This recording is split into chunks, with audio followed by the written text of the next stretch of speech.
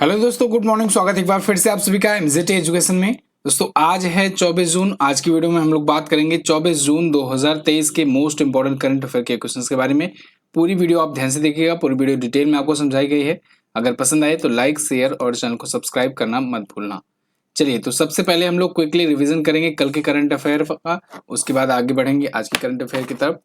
तो अभी rest stand employer brand research के अनुसार भारत का सबसे आकर्षक नियोक्ता ब्रांड बन गया है टाटा पावर कंपनी। अंतर्राष्ट्रीय ओलंपिक समिति ने अभी ओलंपिक ऑर्डर से सम्मानित किया है डब्ल्यूएचओ के जो हेड हैं, महासचिव हैं टेड्रोस गैब्रियोस एडनोम को। और अभी राष्ट्रपति द्रौपदी मुर्मू जी ने राष्ट्रीय फ्लोरेंस नाइटिंगेल पुरस्कार दिया 2022 और 2023 के लिए। 15 नर्सों को ये सम्मानित किया गया है। भारतीय सेना ने लद्दाख में आग्नेयास्त्र 1 नाम का सैन्याभ्यास आयोजित किया है। और लेबर 20 शिखर सम्मेलन पटना बिहार में आयोजित किया जाएगा। स्टार्टअप जीनोम के ग्लोबल स्टार्टअप इकोसिस्टम रिपोर्ट में बेंगलुरु जो है ये 20वें स्थान पर रहा है। एशियाई चैंपियनशिप में भवानी देवी ने ब्रॉन्ज मेडल जीत करके एक नया इतिहास रच दिया है। उत्तर प्रदेश सरकार ने पॉलिटेक्निक चलो अभियान शुरू किया। और अभी आंध्र प्रदेश में पुरातत्वविदों द्वारा मध्य पाषाण युग की रॉक पेंटिंग खोजी गई है। हुरून इंडिया की 500 टॉप सूची में कंपनियों की लिस्ट में भारत की सबसे वैल्यूएबल कंपनी बनी रिलायंस इंडस्ट्रीज। ये टॉप 10 करंट अफेयर के क्वेश्चंस थे कल की वीडियो से, जिनका आपने किया रिवीजन। अब आज की करंट अफेयर। तो पहला क्वेश्चन है, अभी हाल ही में किस थीम के साथ 23 जून को अंतर्राष्ट्रीय ओलंपिक दिवस मनाया गया? तो देखो, अभी कल भी मैंने आपको बताया था अंतर्राष्ट्रीय ओलंपिक दिवस 23 जून को मनाया जाता है। और इस बार इसकी थीम रखी गई है लेट्स मूव। थीम इंपॉर्टेंट है, याद रखना आप। ओलंपिक दिवस आया है तो हम लोग ओलंपिक के बारे में बहुत सारी चीजें जानेंगे आज की वीडियो में, ठीक है। तो शुरू करते हैं। सबसे पहले तो ओलंपिक की शुरुआत कब से हुई? देखो, ओलंपिक की शुरुआत करने से पहले आपको पता होना चाहिए ओलंपिक कमेटी की स्थापना कब हुई। तो आईओसी की स्थापना हुई थी दोस्तों 23 जून को ही 1894 में। कब? 1894 में। इसीलिए 23 जून का दिन चुना गया है ओलंपिक दिवस मनाने जाने के लिए।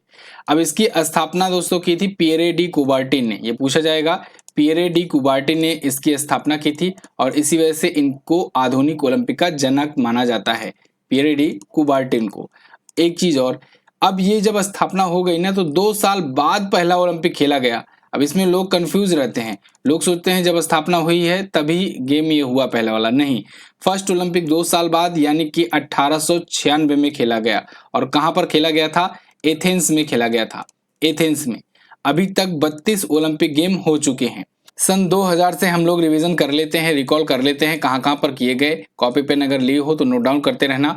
सन 2000 में दोस्तों सिडनी ओलंपिक हुआ था, सिडनी ऑस्ट्रेलिया में। फिर 2004 में हुआ ग्रीस में, एथेंस में ओलंपिक, ठीक है, जहां पर पहला वाला ओलंपिक हुआ था।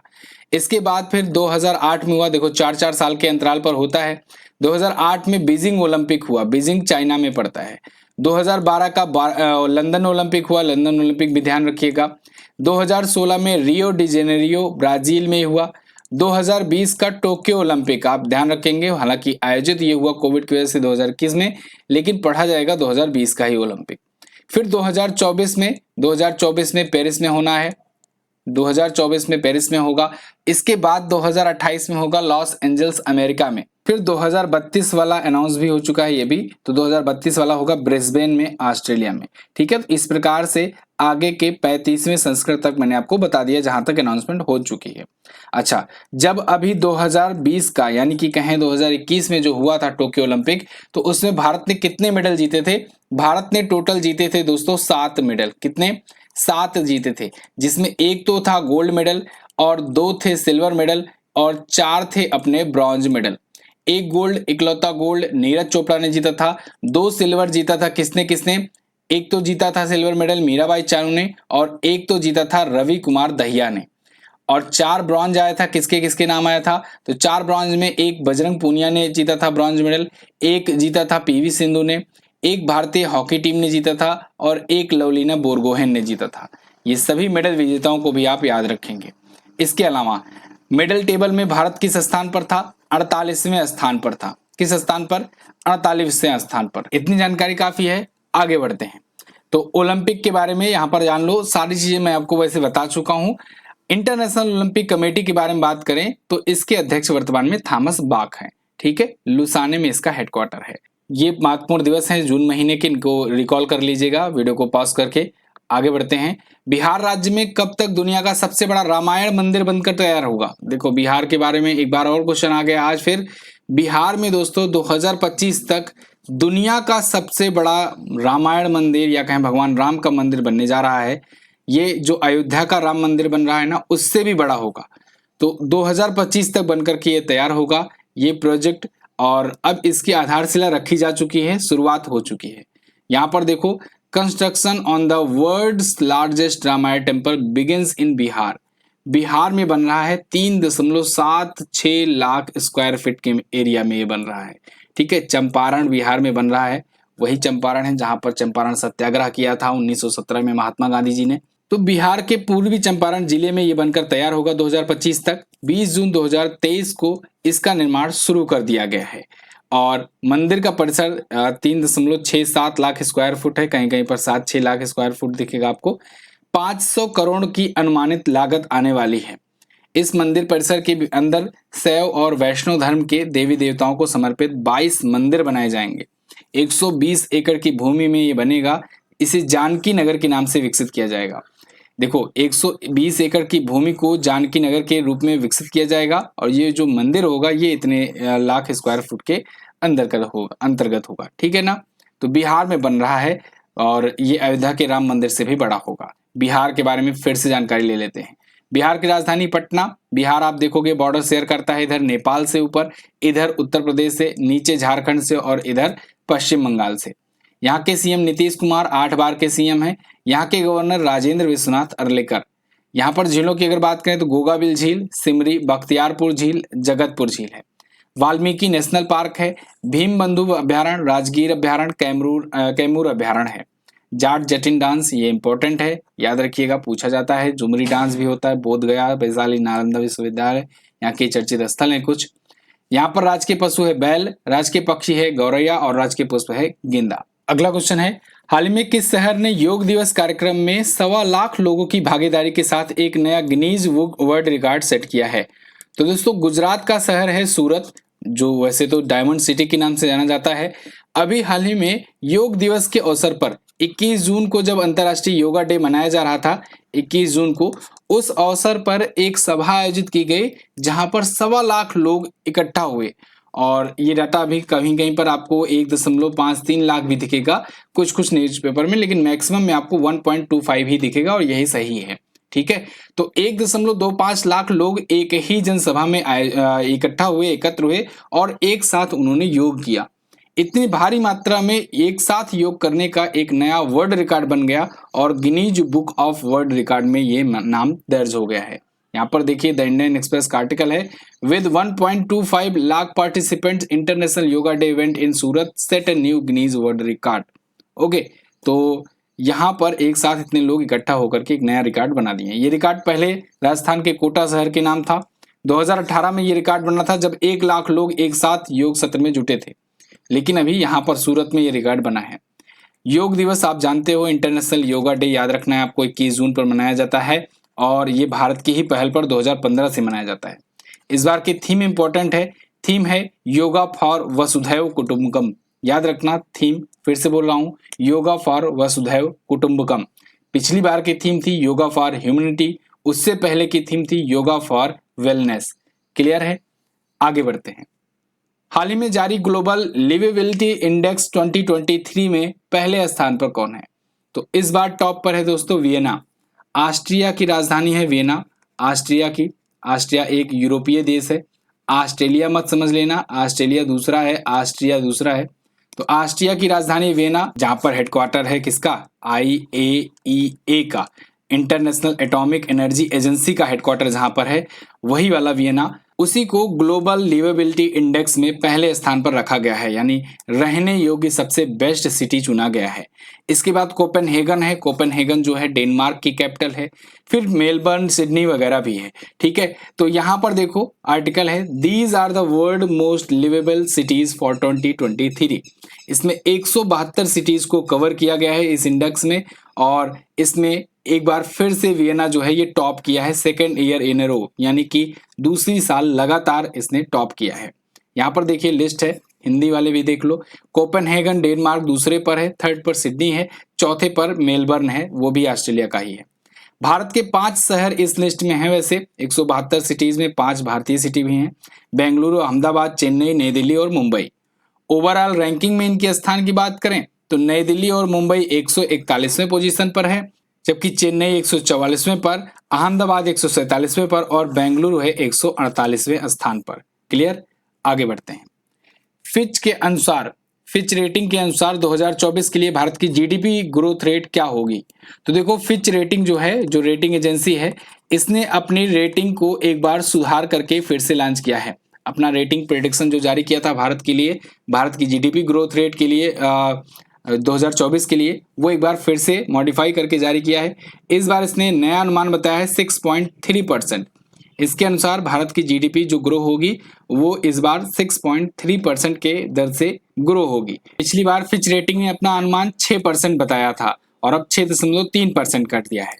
जीडीपी का मतलब होता है ग्रॉस डोमेस्टिक प्रोडक्ट, यानी सकल घरेलू उत्पाद। अच्छा, जीडीपी ग्रोथ रेट के अनुमान से ये पता लगता है कि वो देश की इकोनॉमी कितना बढ़ेगी। और ये कुछ रेटिंग एजेंसियां हैं, जैसे फिच रेटिंग हो गई, केयर रेटिंग्स हो गई, ठीक है, और बड़ी बड़ी संस्थाएं जैसे वर्ल्ड बैंक, आरबीआई और एसबीआई, ये लोग अपना अपना प्रेडिक्शन जारी करते हैं।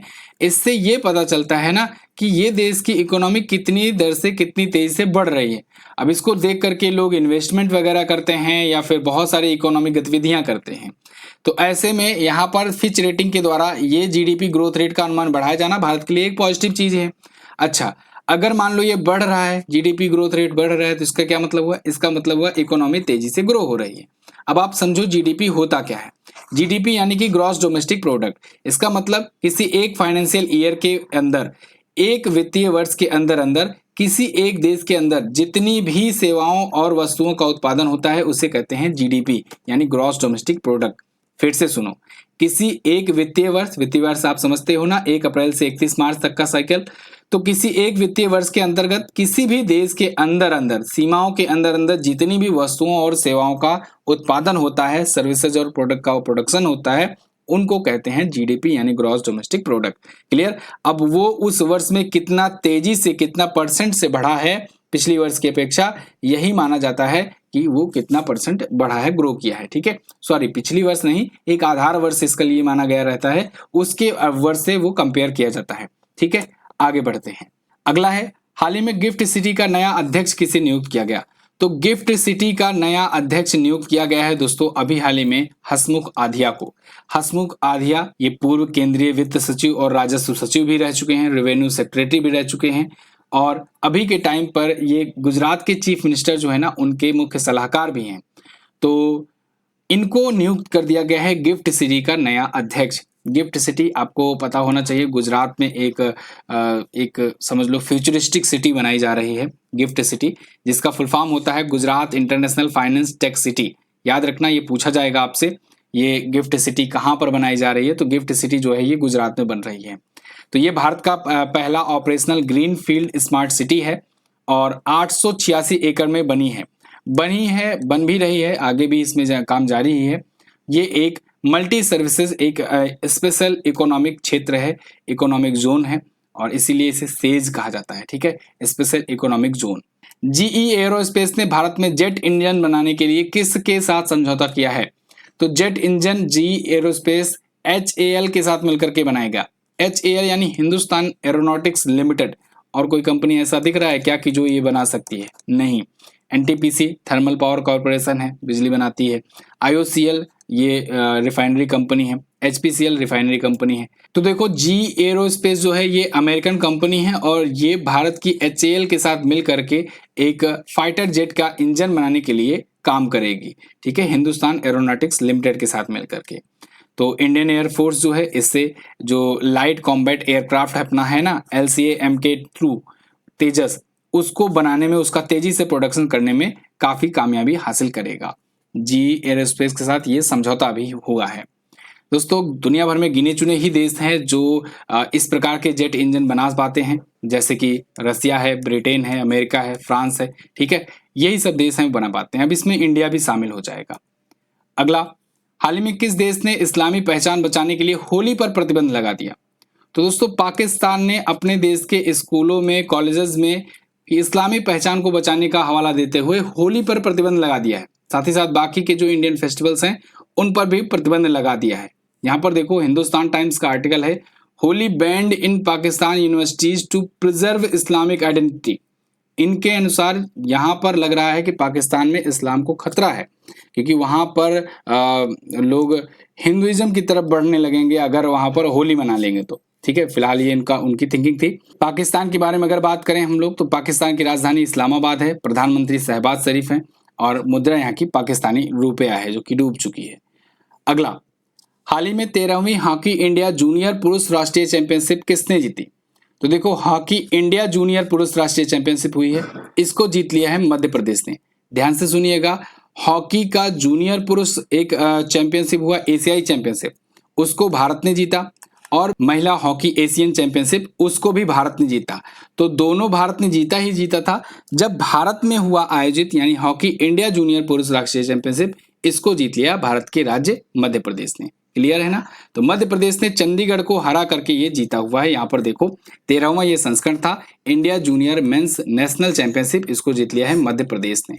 ओके, चंडीगढ़ को हरा करके। तो ये सारी डिटेल्स है जो मैं आपको बता चुका हूं। अभी ये दोनों पॉइंट याद रखिएगा, ये दोनों बहुत इंपॉर्टेंट है, ये पूछा ही जाएगा। पुरुष का भी junior hockey Asia cup Bharat ने जीता है, महिला का भी जीता है। अगला, जून 2023 में 75% अप्रूवल रेटिंग के साथ दुनिया के सबसे लोकप्रिय नेता कौन बने? तो अभी भी स्टिल नरेंद्र मोदी जी ये टॉप पर बने हुए हैं।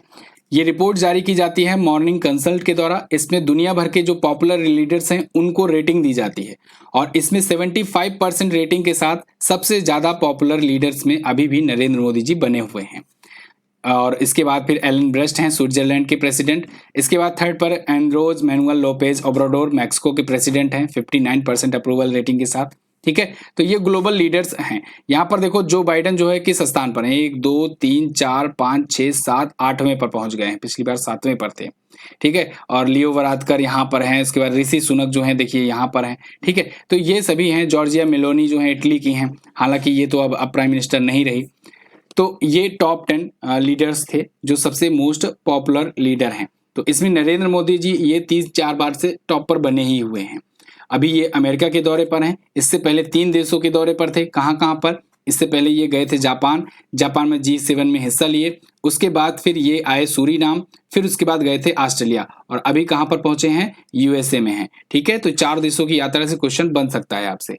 चलिए, तो बहुत बहुत धन्यवाद यहाँ तक देखने के लिए वीडियो। ये टॉप 10 करंट अफेयर के क्वेश्चन थे। अगर आप हमारी ई बुक वगैरह लेना चाहते हो तो ले सकते हो। अगले सेगमेंट में हम लोग पहुंचते हैं। अगले सेगमेंट में हम लोग रिवीजन कर रहे थे, डे 39 पर पहुंच गए हैं। अंतर्राष्ट्रीय शून्य दिवस ये 30 मार्च को मनाया जाता है। अब देखो मार्च भी खत्म होने के कगार पर है, अब हम लोग अप्रैल शुरू करेंगे। ठीक है, वैसे आज ही अप्रैल शुरू ही हो गया है। पासपोर्ट सूचकांक के नवीनतम अपडेट के अनुसार 2023 में भारत किस स्थान पर है? 144वें पर है। और ICG ने अभी रीसारेक्स अभियान किया है आंध्र प्रदेश में। सर एलेक्स फर्गुसन इन्होंने premier league hall of fame में शामिल हो गए हैं। ये T20 क्रिकेट में सबसे ज्यादा विकेट लेने वाले गेंदबाज साकिब अल हसन बन गए हैं। अभी हाल ही में विमोचित पुस्तक Basu Chatterjee and middle of the road cinema, इसको अनिरुद्ध भट्टाचार्य ने लिखा है। हिमाचल प्रदेश की कांगड़ा चाय को यूरोपियन GI टैग मिल चुका है। और अभी IIT मद्रास के शोधकर्ताओं ने दूध में मिलावट का पता लगाने के लिए पॉकेट फ्रेंडली डिवाइस बनाया है। भारतीय वाणिज्य और उद्योग संघ या कि कहें एसोचैम, इसके नए अध्यक्ष बन गए हैं अजय सिंह, बहुत ही इंपॉर्टेंट है। केंद्रीय मंत्री गिरिराज सिंह जी ने कैप्टिव रोजगार योजना की शुरुआत की है। इसके अलावा राजस्थान स्थापना दिवस 30 मार्च को मनाया गया। फिनलैंड नाटो का 31वां मेंबर बन चुका है। NPCI द्वारा विक्रेताओं पर UPI पेमेंट पर 1.1% का सरचार्ज लगाया गया है, लेकिन ध्यान रहे ये विक्रेताओं पर लगेगा। स्टार स्पोर्ट्स ने अपना ब्रांड एम्बेसडर रणवीर सिंह को बनाया। UAE के राष्ट्रपति ने अभी अपना उपराष्ट्रपति बनाया है शेख मंसूर बिन जायद अल नहयान को। इसके अलावा टाटा पावर के नए CEO और MD बन गए प्रवीर सिन्हा। आवास और शहरी मंत्रालय द्वारा आयोजित स्वच्छोत्सव में भारत के अभी 1000 शहरों को अक्टूबर 2024 में 3 स्टार कचरा मुक्त बनाने का लक्ष्य रखा गया है। धावक लसिंदा डेमस ये 1 दशक के बाद ओलंपिक गोल्ड पा गई हैं। ये एक्चुअली में सिल्वर पाई थी, तो जो गोल्ड पाई थी वो डोपिंग मामले में फंस गई, तो इनको गोल्ड दे दिया गया है। रक्षा मंत्रालय ने महत्वपूर्ण हथियार प्रणाली के उत्पादन के लिए ब्रह्मोस एरोस्पेस के साथ 1700 करोड़ की डील साइन की है। बीसीसीआई ने हर्बालाइफ को टाटा आईपीएल का अपना ऑफिशियल पार्टनर चुना है। 780 क्वेश्चन हो चुके हैं और अप्रैल में हम लोग इंटर कर चुके हैं। तो एक बार वीडियो को लाइक कर दीजिएगा और आप ऐसे ही रेगुलरिटी बनाए रखो। देखो रेगुलरली आप लोग रिवीजन करते करते 3 महीने का रिवीजन कर डाले हो। अब ऐसे ही अप्रैल के बाद मई और उसके बाद जून का हम लोग रिवीजन कर लेंगे। ठीक है, तो ऐसे ही सिलसिला चलता रहेगा। लाइक शेयर करते रहिए वीडियो। लास्ट डे मैंने आपसे पूछा था WEF वैश्विक लैंगिक सूचकांक में शीर्ष पर कौन है, तो आइसलैंड है। वियतनाम की राजधानी हनोई है। ठीक है, आज आपको क्या बताना है, 33वां ओलंपिक खेल कहाँ पर खेला जाएगा, आज की भी वीडियो में ये बताया गया है। वाल्मीकि नेशनल पार्क कहाँ पर है, ये भी आज की वीडियो में बताया गया है। तो आप कमेंट करके जरूर आंसर बताइए। इसकी क्विज PDF आपको फ्री में MZT ऐप में मिलेगी, वहां पर जाकर सॉल्व कर सकते हैं। मैं मिलूंगा आपसे अगली वीडियो में, तब तक लिए नमस्कार, जय हिंद, वंदे मातरम।